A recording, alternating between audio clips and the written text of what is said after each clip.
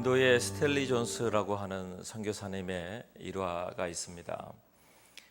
이 선교사님이 노방전도를 하는 중에 복음을 전하고 말씀을 전하는데 한 이슬람교를 믿는 한 사람이 이 설교 중에 외치는 겁니다. 당신이 말하고 있는 그 기독교에 대해서 내가 질문할 게 있어. 우리는 메디나에 가면 마호멧의 무덤이 있고 그리고 그곳에서 마호멧의 관을 우리는 볼 수 있어. 그런데 당신들은 예루살렘에 가봐야 빈 무덤밖에 자랑할 게 없다고 하는 것을 내가 들었어. 그랬더니 이 선교사님이 하시는 말씀이 맞다고, 그런데 그걸 기억해 주어서 고맙다고 도리어 이야기했답니다. 왜냐하면 우리는 바로 그 이야기 때문에 우리는 예수님을 믿는다고 말이죠. 예수님의 무덤이 비어 있다는 것, 그것은 예수 그리스도께서 다시 사셨다는 증거로 우리가 그것을 믿는다, 그렇게 선포했다는 것입니다. 오늘 우리에게도 이와 같은, 지금 오늘 부활주의를 맞이해서 우리 자신에게 질문해야 될 질문이 있습니다. 너는 예수 그리스도를 믿느냐? 더 정확히 말할까요? 너는 너를 위하여, 나를 위하여 십자가를 지신 예수님을 믿느냐?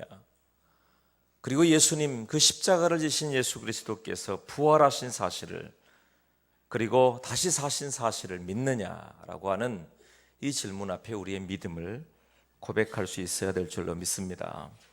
마태복음 28장에 보면 천사가 여자들에게 말하여 이르되 너희는 무서워하지 말라. 십자가에 못 박히신 예수를 너희가 찾는 줄을 내가 아노라. 그가 여기 계시지 않고 그가 말씀하시던 대로 살아나셨느니라. 와서 그가 누우셨던 것을 보라. 와서 그가 누우셨던 곳을 보라.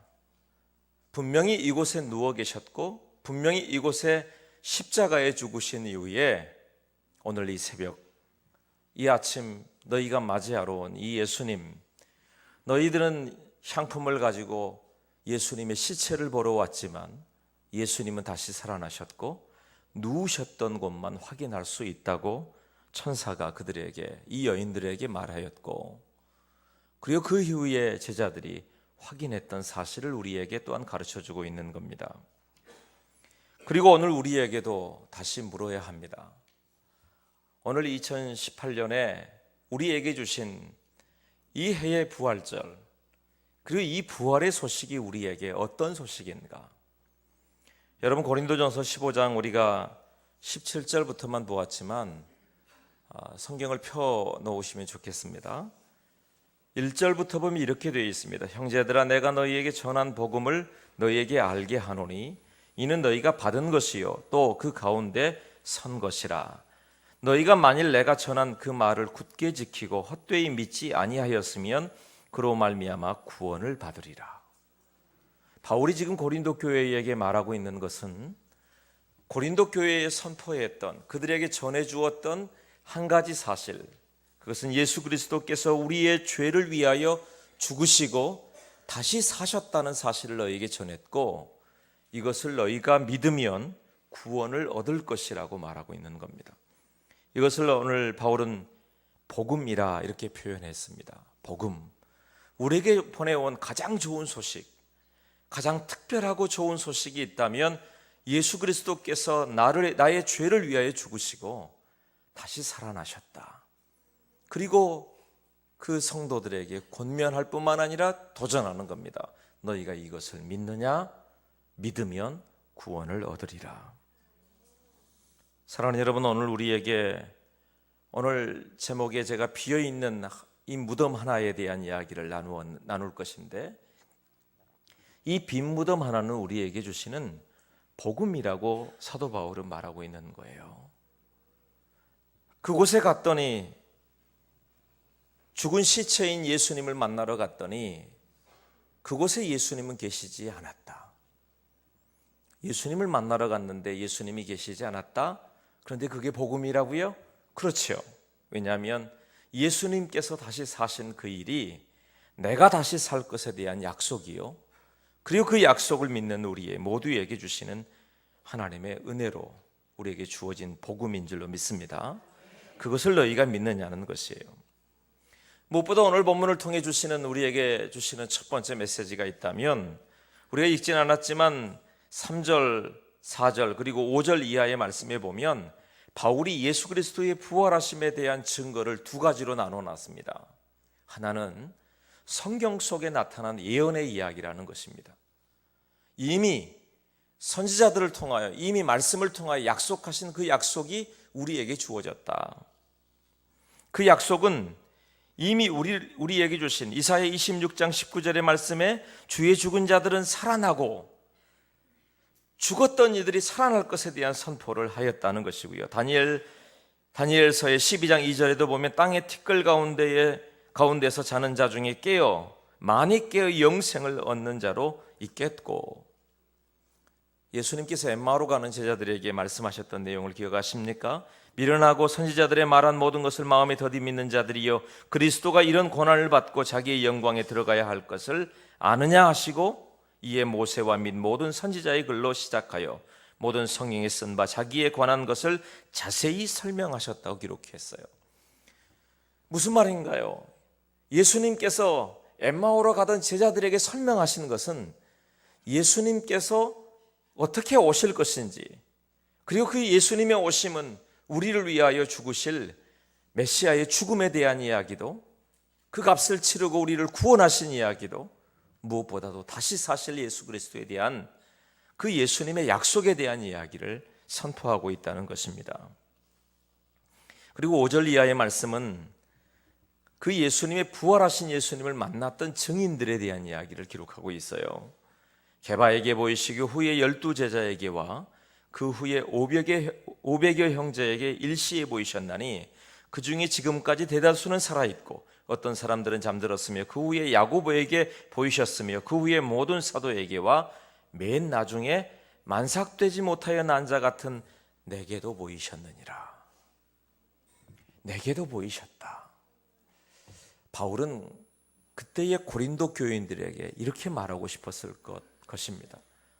성경이 기록하고 증인이 있고, 그리고 나를 만나 주신 예수님, 그 예수님에 대하여 너희는 믿느냐, 아니면 너희는 만났느냐? 오늘 2000년이 지난 지금에도 우리에게 물을 것입니다. 만삭되지 못한 자와 같은 나도 만나 주신 예수님이 너희는 만나 주었느냐? 너희는 그 사실을 믿느냐? 예수님이 나의 죄를 위하여 십자가에 죽으신 것과 그리고 다시 사신 사실에 대하여 너희가 믿느냐? 우리가 예수님을 믿는 것에 대하여, 예배하는 일에 대하여, 신앙생활을 오래 하는 일에 대하여, 우리가 예수님을 믿는 사람으로 어떻게 사는 것에 대하여 물을 때에 가장 중요하고 아주 명백한 단순한 한 가지의 사실이 있습니다. 예수님이 나의 죄를 위하여 죽으셨고 다시 사셨다는 것입니다. 이 사실이 우리에게 사실이 되지 못하면, 믿음이 되지 못하면 이것과 우리에게 주어진 우리의 삶이 전혀 분리된 그리스도인의 삶이 아니라고 말하고 있는 것이죠. 여러분 14절, 15절, 17절, 19절 이하에 나와 있는 말씀들을 보면 바울이 이렇게 말합니다. 야, 예수님을 믿지 않는 것, 주님의 부활을 믿지 않는 것은 사도들의 전도가 헛되는 것이다. 사도들이 그렇게 증거하고 애썼던 그 일이 헛된 것일 뿐이다. 뿐만이에요, 믿음도 헛것이 된다. 너희가 지금까지 믿어왔다고 말했지, 너희가 지금까지 신앙생활했다고 했지, 그런데 주 예수 그리스도의 십자가의 죽으심과 부활의 일이, 부활의 사건이 너에게 믿음이 되지 못한다면 그 믿는 것, 너희들이 믿는다고 하는 것 아무 소용없는 것이라고 말하는 거죠. 뿐만 아닙니다. 사도들이 하나님의 거짓 증인으로 발견될 것이다. 그렇게 말했던, 그렇게 증언했고 증거했던, 지금까지 2000년 동안 예수 그리스도를 믿었고 증거했고 증언해서 여기까지 왔고, 내가 여기 예수님을 믿는 사람으로 있어도, 예수님을 믿는 사람으로 있는다고 말하여도 이 사실을 너희 속에서 증거되지 못하고 믿지 않는다면 그건 아무것도 아니라고 말하는 것입니다. 그리고 17절 이하는 말합니다. 믿음도 헛되고 너희에게 여전히 죄 가운데 있을 것이다. 뿐만 아니에요, 오늘 우리에게 그리스도 안에서 잠자는 자도 망하였을 것이다. 그리고 말합니다. 우리가 더욱 불쌍한 자가 되었을 것이다. 우리에게 가장 예수님의 십자가와 부활이 믿어지지 않으면 큰 문제 하나가 발생합니다. 그것은 우리의 죄의 문제를 해결할 수 없다는 사실이에요. 죄의 싹수로 주어진 것이 사망의 일이고 영원한 심판의 일일 것인데, 이 일이 해결되지 않는다면 우리에게 아무 소용이 없는 거죠. 다른 걸 아무리 믿고, 아무리 많은 기적과 이적을 행하고, 아무리 많은 것을 우리의 손에 쥐어준다 할지라도 예수 그리스도의 십자가와 이 부활의 은혜와 능력이 우리 속에서 적용되지 못하고 믿어지지 않는다면 우리 죄의 문제가 해결되지 않을 뿐만 아니라 이렇게 말합니다. 우리만큼 불쌍한 사람이 없다. 예수님을 믿는 것 때문에 얼마나 많은 제약들이 있나요? 예수님을 믿는 일들 때문에 우리 삶에서 얼마나, 여러분, 이 아침에도 일주일 내내 힘들게 참 버겁게 지나왔던 시간들을 지나고 아침 쉬고 싶은 시간들을 예배하는 자리에 나와 있고요. 우리 찬양대가 이 세 곡을 준비했지만 이 일을 준비하면서도 얼마나 애썼을까 싶어요. 근데 이 모든 일들이 헛되다고 생각해 보세요. 내가 지금 하나님께 드려지는 이 모든 삶의 일들이 헛된 것이다. 무엇 때문에요? 예수 그리스도의 십자가와 그 부활의 능력이 우리 속에 믿음으로 오지 않는다면 말입니다. 사랑하는 여러분, 오늘 우리가 예수 그리스도의 이 부활의 날에 우리에게 있는 이 믿음이 견고해지기를 축복합니다. 확신이 있게 되기를 축복합니다. 예수 그리스도의 이 믿음의 역사가 우리의 삶을 온전히 주장하는 은혜가 있기를 축복합니다. 그것이 우리가 지금 살 길이요, 살아가는 방법이 되어야 될 줄로 믿습니다. 무엇보다 오늘 저는 한 개의 빈 무덤에서 찾아낼 중요한 우리의 삶의 이유를, 삶의 방법 하나를 발견하게 되었습니다. 그것은 20절에 이하에 기록된 말씀처럼, 그러나 이제 그리스도께서 죽은 자 가운데서 다시 살아나사 잠자는 자들의 첫 열매가 되셨도다. 사망이 한 사람으로 말미암았으니 죽은 자의 부활도 한 사람으로 말미암는도다. 예수님께서 말씀하시기를 첫 열매가 되셨다고 이야기하셨어요. 죽은 자 가운데서 다시 살아나시는 일이 첫 열매랍니다. 이 첫 열매는요, 두 가지 의미가 있어요. 하나는 그 실제의 첫 열매지요. 여러분, 과일 나무도 처음 바로 심어서 열매를 맺는 게 아닙니다. 성장하는 시간이 있고 열매를 맺는 시간이 있죠. 어떤 것은 3년을, 어떤 것은 한 5년을, 어떤 것은 더 기다려야 첫 열매를 맺는 것들이 있어요. 그런데 첫 열매를 맺고 나면 그 다음에 기대하죠. 그래, 작년에 처음 열매가 맺혔으니 이제는 더 풍성한 열매가 맺히리라. 이제는 더 좋은 열매가 맺히리라. 그런 거예요. 처음 열매가 시작되었다고 하는 사실이 이제 다시 그 다음 열매, 예수님이 첫 열매가 되셨다면, 예수님이 다시 사신 것이 그 사실이 처음 시작이 되셨다면 우리도 다시 그 부활의 열매가 될 것을 믿는 것을 말하는 것이고요. 또 하나는 출애굽기에 그리고 레위기에 기록된 말씀처럼 우리에게 있는 처음 열매를 따면 언제나 하나님께 드렸어요. 해마다 첫 열매, 첫 곡식을 가져오면 하나님께 드려지게 되었단 말이에요.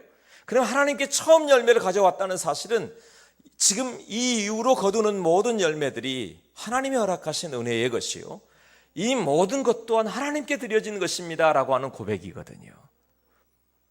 그러니까 예수님께서 오늘 첫 열매가 되셨다는 사실은 처음 드려진 이 생명의 부활의 열매가 이 이후로 드려질 모든 열매의 시작입니다. 모든 열매의 근원입니다 라고 하는 고백이 이 첫 열매에 있다고 하는 것입니다. 그리고 그 다음 이렇게 표현하죠. 한 사람 아담으로 시작되어진 어둠의 일, 사망의 일을 기록하고요, 한 분 예수 그리스도로 인하여 주시는 생명의 일, 구원의 일을 기록하고 있어요. 그러니까 첫 열매의 의미가 그냥 열매 하나 있었어의 의미가 아니라 중요한 이야기입니다. 아담 한 사람을 통하여 우리에게 어둠과 죄악의 문이 열려서 캄캄한 어둠 가운데 사망의 길로 우리를 세워놓았다면, 예수 그리스도 한 분을 통하여 빛의 길, 생명의 길을 열어놓으심으로 영원한 생명의 길을 우리에게 열어놓았음을 믿습니다. 이 사실을 선포하셨다는 거예요. 제가 어제 한 성도를 신방했습니다. 그분의 삶을 제가 알아요. 얼마나 힘들게 살아왔는지, 얼마나 많은 일들이 이 가정에 있었는지, 그리고 지금도 이분들의 이 가정의 삶이 어떤 삶인지에 대하여 알고 있기에 이분을 축복하고 이 가정에 대하여 기도했습니다. 그분께 오늘 이런 이야기를 했어요. 내일 나눌 말씀이지만 미리 이 부활의 소식을 전합니다. 그리고 제가 그랬어요. 지금까지 살아왔던 삶이 벽처럼 여겨지고 큰 담장처럼 여겨질 때가 있었죠. 너무나도 캄캄한 어둠이어서, 너무나도 캄캄해서 한 걸음도 내디딜 수 없을 것 같은 그런 때도 있었고, 눈물밖에 나지 않을 때도 있었다는 사실을 알고 있기에 위로했어요. 그리고 제가 이렇게 이야기했습니다. 그런데 앞에 놓여 있는 큰 성벽처럼 보이는, 장벽처럼 보이는 그 담을 모두 쓰러뜨려 버리려고 하지 마십시오. 그 장벽이 높아서 이제 더 이상 올라갈 수도 없어요. 넘어설 수도 없어요. 나는 이제 더 이상 넘어설 수 없고 힘들어서 감당할 수 없어요 라고 포기하지 마십시오. 단 그곳에서, 그 담벼락에서 담을 다 무너뜨리지 않아도 문 하나를 내면 됩니다. 아니, 문 하나를 발견하면 됩니다. 그렇지요? 내 앞에 놓여 있는 모든 장벽을 다 무너뜨리지 않아도 괜찮아요. 내 앞에 있는 캄캄한 어둠을 내가 어찌할 바 몰라서 그냥 이 어둠 속에서 낙심하고 눈물 흘리지 않아도 괜찮아요. 그곳에 불빛 하나, 빛의 문을 열면 어둠도 사라지고, 그리고 내가 지금 넘어설 수 없다고 여겨졌던 그 장벽을 넘어서는 은혜가 있게 하실 줄로 믿습니다. 이미 그 문을 열고 들어갔을 뿐인데 다른 영역에 있는 거예요. 지금까지 죄와 사망의 법 아래 있었다면 이제는 생명의 성령의 법 아래 있게 하시는 그 문을 열고 들어가는 그 자리에 우리를 향한 하나님의 약속이, 하나님의 은혜가, 하나님을, 예수 그리스도를 믿는 믿음으로 인하여 주시는 생명의 역사가 이미 준비되어 있다는 사실을 말하고 있는 겁니다. 요한복음 10장에 기록된 말씀처럼, 그러므로 예수께서 이르시되 진실로 진실로 너에게 말하노니 나는 양의 문이라, 이렇게 말씀하셨어요. 그럴 뿐입니까? 예수님은 우리에게 말씀하시는 것이 내가 문이니 누구든지 나로 말미암아 들어가면 구원을 얻고 또는 들어가며 나오며 꼴을 얻으리라. 예수님 말씀하셨어요. 내가 문이다. 그 말씀 무슨 말이에요? 아담이 어둠의 문을 열고 죄악의 문을 열고 너희를 모두 어둠 가운데, 죄악 가운데, 사망 가운데 너희를 두었다면, 이제 예수님께서 그 비어있는 무덤을 우리에게 보여주시며 이제 빛의 문을, 부활의 문을, 생명의 문을 열어놓았으니 이 문으로 너희가 통과하여 들어가라고 말씀하시는 줄로 믿습니다. 그리고 그곳에서 구원을 얻고 들어가며 나오며 꼴을 얻을 것이라고 우리에게 약속하셨다는 사실이에요. 그 첫 열매가 바로 예수님이 허락하신, 우리에게 주신 첫 문이에요. 그리고 그것을 통해서 우리에게 주시는 것은 삶이라고 그랬어요. 삶이다. 우리의 영원한 하나님의 나라, 천국에서의 삶이 되겠고, 거기에서 끝나는 게 아닙니다. 이 땅에서의 삶에서도 예수 그리스도의 이름으로 삶을 살 수 있는 힘을 주시고, 이 땅에서의 삶 가운데서도 어둠을 벗어나 빛의 문을 열 수 있는 은혜를 주신 줄로 믿습니다. 그 문을 열라는 거예요. 그 문을 여는 첫사람이 되라는 것이에요. 너희가 증인이 되고 너희가 그 문을 여는 사람이 되라고 우리에게 말씀하고 계시는 겁니다. 이사야 22장에 내가 또 다윗의 집의 열쇠를 그의 어깨에 두리니 그가 열면 닫을 자가 없겠고 닫으면 열 자가 없으리라. 이 말씀을 동일하게 요한계시록 3장에 빌라델비아 교회에게 사제에게 편지하라. 거룩하고 진실하사 다윗의 열쇠를 가지시니 곧 열면 닫을 사람이 없고 닫으면 열 사람이 없는 그가 말씀하셨다. 열면 닫을 사람이 없어요. 그런데 우리를 향하여 열어놓으셨답니다. 오늘 우리가 어둠에서 이 죄악 가운데서 사망길에서 그곳에서 낙심하여 좌절해 있을 필요가 없어요. 일어서서 예수 그리스도를 믿는 믿음으로 문을 여는 거예요. 하나님 우리 가정에, 하나님 우리 아이들에게, 하나님 내 인생에, 우리의 일터에, 내 삶 가운데 주님의 문을 열어주옵소서. 아멘 하십시다. 아멘. 문을 열어주옵소서. 닫혀진 문이 열리게 하옵소서. 그리고 그 문으로 내가 통과하여 가게 하옵소서.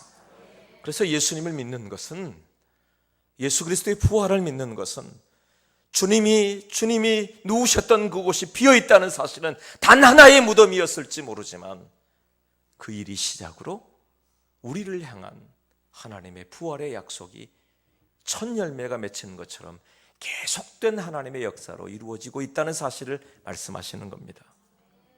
요한복음 2장에 예수님께서 가나 혼인잔치의 기적을 일으키시죠. 그리고 그 혼인잔치에서 물이 변하여 포도주가 되게 하신 이후에 2장 11절 그곳을 마무리하는 그곳에 이렇게 기록하고 있습니다. 예수께서 이 첫 표적을 갈릴리 가나에서 행하여 그의 영광을 나타내심에 제자들이 그를 믿으니라. 첫 표적을 갈릴리 가나에서 행하셨다. 저는 이 말씀을 참 좋아합니다. 왜냐하면 첫 표적 뒤에는 두 번째의 표적이 있을 것이기 때문에 그래요. 두 번째의 표적 뒤에는 다시 우리에게 주실 세 번째의 표적을 준비하실 것을 믿기 때문입니다.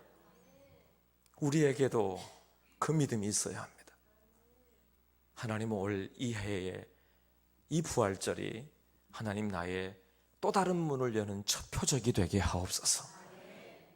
하나님 이 날이 하나님 앞에 우리의 기도의 문을 다시 여는 첫 표적이 되게 하여 주옵소서. 구원의 문을 열고 생명의 문을 열고 찬송의 문을 열고 우리가 열어야 할 문들이 얼마나 많아요. 그런데 처음 예수 그리스도를 믿는 믿음의 문을 활짝 열고 나면 그곳에서 여러분 아직 열리지 않은 문들이, 아직 어둠 가운데 있는 것들도, 캄캄한 장벽처럼 여기는 것들도 반드시 열리는 은혜가 있을 줄로 믿습니다. 그 사실을 우리에게 격려하시고 위로하시는 거란 말이죠. 예수 그리스도를 믿는 믿음으로 하나님 앞에 있게 되길 축복합니다. 주의 영광의 역사가 드러나게 하실 줄로 믿습니다. 부활의 믿음을 가졌던 믿음의 선배들이 그 믿음으로 살아왔던 삶이 2000년 동안 내려와서 지금 우리에게 적용된 것처럼 우리도 그와 같은 삶을 살아야 한다고 말하고 있는 겁니다. 저는 스위스의 제네바에 가면 꼭 가보고 싶은 곳이 한 곳이 있습니다. 그것은 존 칼뱅이 무덤이 있는 곳이라고 하는 건 말이죠. 사실 칼빈이 유언하기를 자기는 비석을 세우지 말라고 했대요. 내 무덤을 누구도 발견하지 못하도록. 왜냐하면 자기는 분명한 부활의 소망을 갖고 있기 때문에 그렇지요. 그런데 그 후에 이를 사랑했던 사람들이 다른 건 다 지웠지만 하지 않았지만 JC라고 하는 그 이니셜만 남겨놓았다고 합니다. 사람들이 참 이상해요. 하지 말라면 꼭 더 하고 싶고요. 또 굳이 찾지 말라고 하면 더 찾고 싶은 게 그렇지 않습니까? JC라고 돼 있는데 이걸 거꾸로 바꾸면 CJ잖아요. 제 이니셜과 너무 똑같아서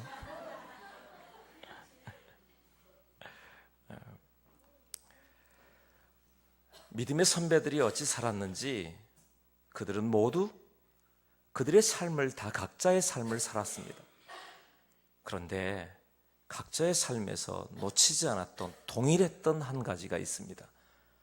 나의 죄를 위하여 예수님 십자가를 지셨고 그리고 그분은 부활하셨고 처음 열매가 되어주셨고 나도 부활 아래 부활의 소망을 갖고 살고 있다. 말씀을 맺겠습니다.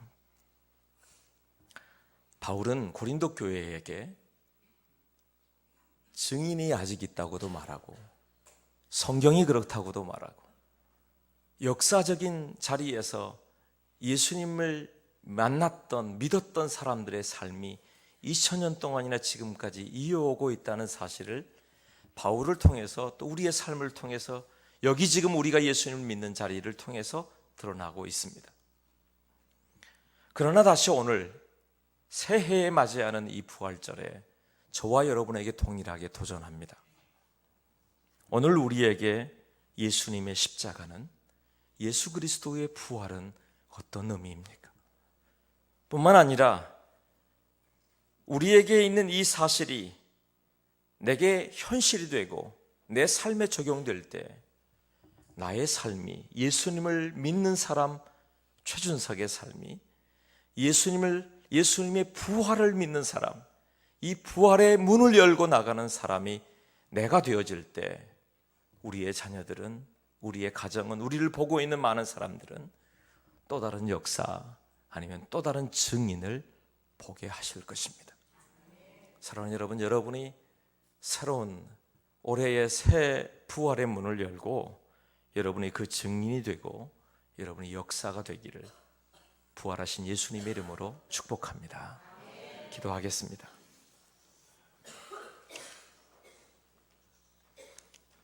예수 그리스도, 우리의 구원자 되신 예수님을 찬양합니다.